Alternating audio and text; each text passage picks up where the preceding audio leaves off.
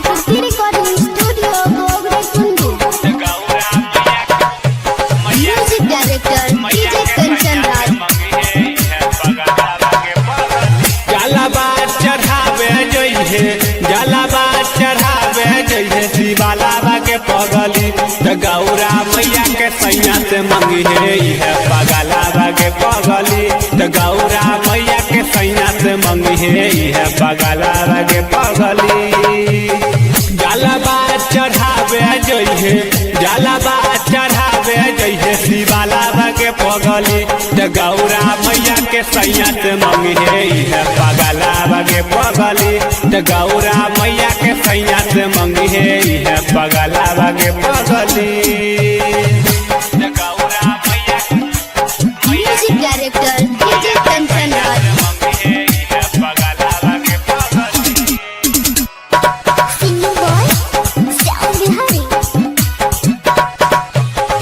सावन में करिए भोले बाबा के ध्यानमा सात जन्म हमारे के मनी है सजनामा।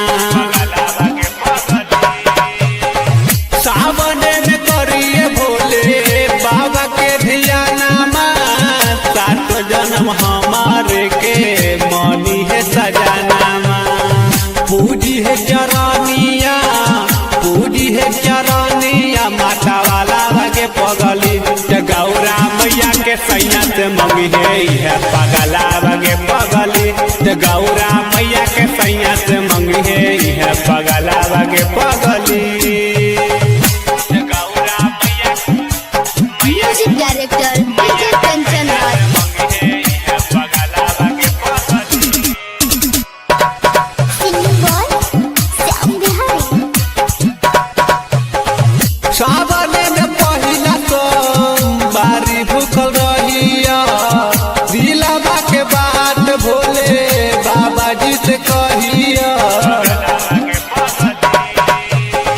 सावन में पहिला सोमवारी भूखल रहिया दिलावा के बात भोले बाबा जी से कहिया।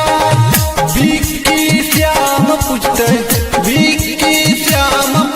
चरनिया के पगली त गौरा मैया के सैया से मंगी है पगला के पगली त गौरा मैया के सैया से